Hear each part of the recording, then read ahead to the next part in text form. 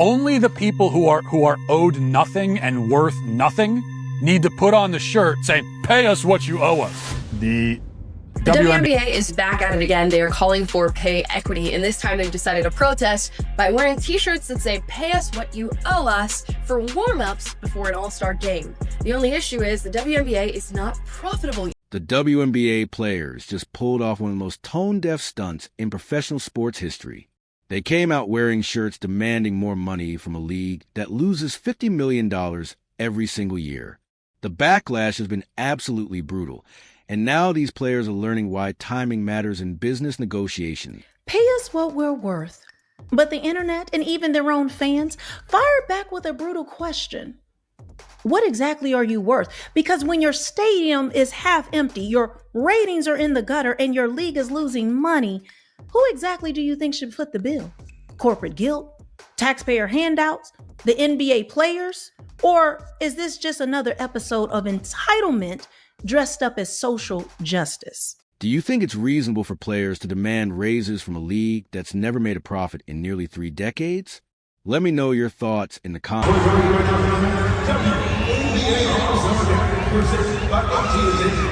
Let's welcome the night's official. Making her second So, here we are witnessing what might go down as the most embarrassing PR disaster in WNBA history. During their All-Star weekend, players decided to make a statement by wearing warm-up shirts that read, "Pay us what you owe us before the game." The problem? They're demanding money from a league that owes them absolutely nothing because it's been losing money faster than a leaky bucket for 28 straight years. Let's start with the basic math that apparently escaped these players. The WNBA lost $50 million in 2024, which was actually their most successful year ever in terms of viewership and attendance. Think about that for a second.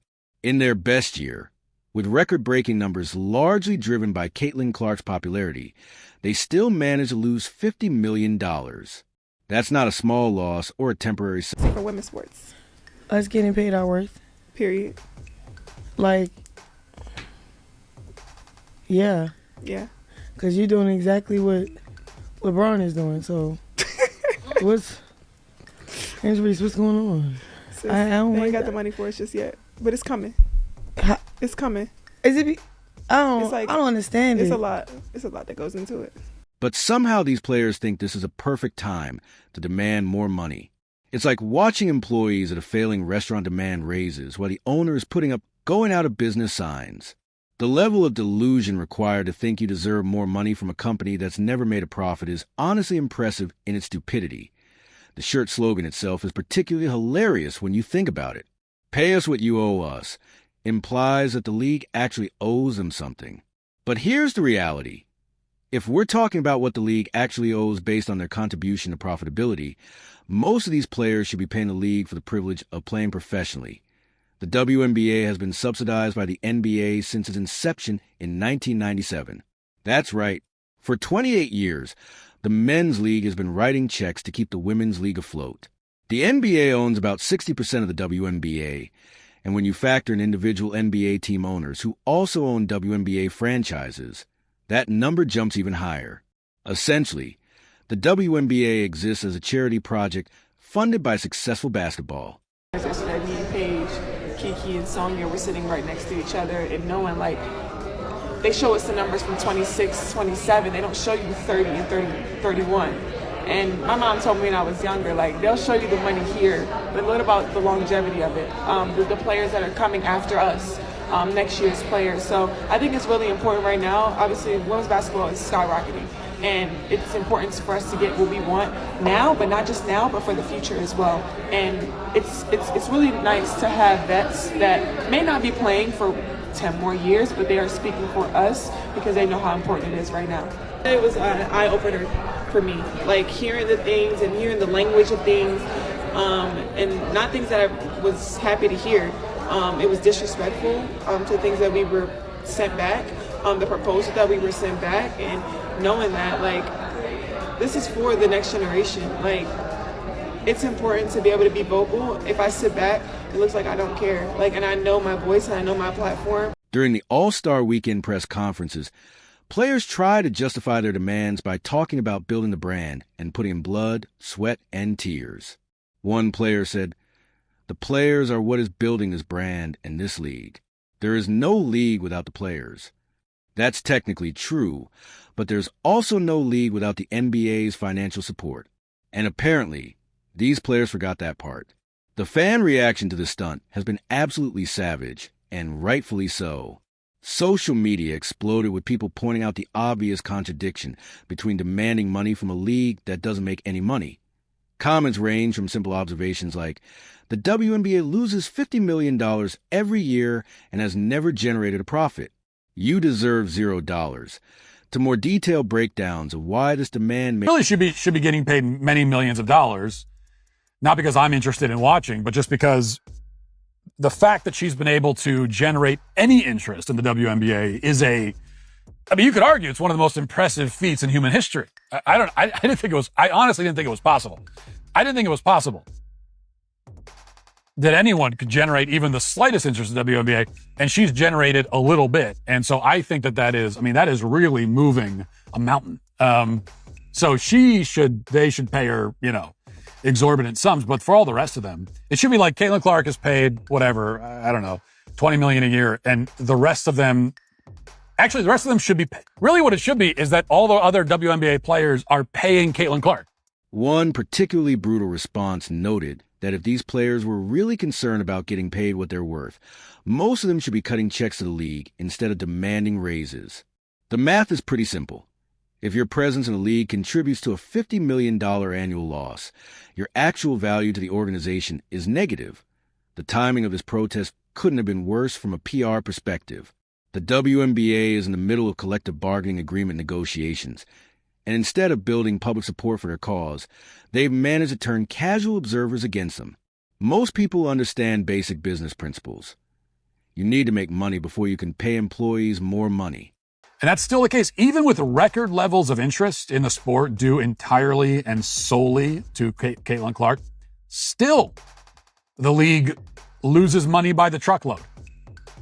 It lost $50 million last year. What makes this even more ridiculous is that many of these players are already overpaid relative to the revenue they generate.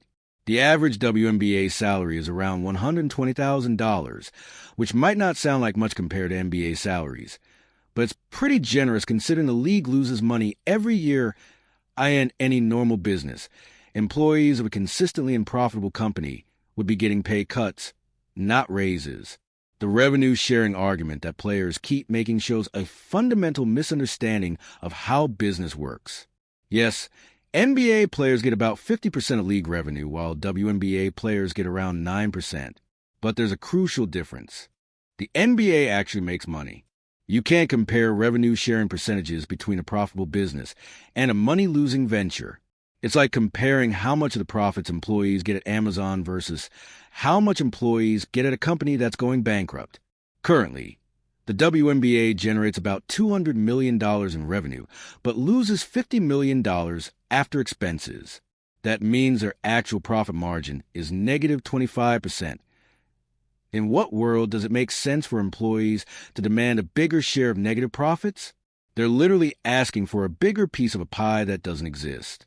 The new media rights deal that starts in 2026 is worth $2.2 billion over 11 years, which sounds impressive until you realize that's only about $200 million per year. Given that they currently lose $50 million annually on $200 million in revenue, there's no guarantee this new deal will even make them profitable. But players are already planning to demand 50% of this revenue before anyone knows if the league will finally break even. From a business owner perspective, imagine investing in a company for 28 years, losing money every single year, and finally getting a chance to maybe break even. Then your employees come to you demanding not just raises, but demanding half of all revenue, before you've even seen if the new income will be enough to stop the bleeding. Most reasonable business owners would just shut down the operation rather than deal with that level of entitlement. The Caitlin Clark situation makes this whole thing even more absurd. She's clearly the biggest revenue driver in the league, single-handedly responsible for most of the increase. The comparison to other professional sports leagues that these players keep making is completely invalid. When NFL or NBA players negotiate for bigger revenue shares, they're negotiating over how to split billions in profits. WNBA players are trying to negotiate over how to split losses. That's not collective bargaining. That's financial suicide. What's particularly galling about this whole situation is the players' apparent belief that they're entitled to NBA-level compensation simply because they play professional basketball. But professional sports, like any entertainment business, is about drawing paying customers. If you can't sell tickets, generate TV revenue, or move merchandise, then you're not worth much as a professional athlete.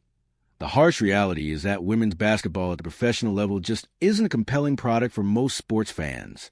College women's basketball can be exciting because of the tournament format and school loyalty, but the WNBA doesn't have those built-in advantages. The level of play, while impressive for women, doesn't compare to men's basketball in terms of athleticism and entertainment value. That doesn't mean women don't deserve opportunities to play professionally, but it does mean the market determines what those opportunities are worth financially. The WNBA exists largely as a social initiative supported by the NBA, not as a standalone business venture. Pretending otherwise is just living in fantasy land. The players keep talking about building the brand and creating value, but after 28 years, the brand is still dependent on subsidies to exist. If they were actually building significant value, the league would be profitable by now. The fact that they needed Caitlin Clark's individual popularity to generate any meaningful attention proves that most players have been building anything except losses. The protest shirts also revealed some internal division within the league.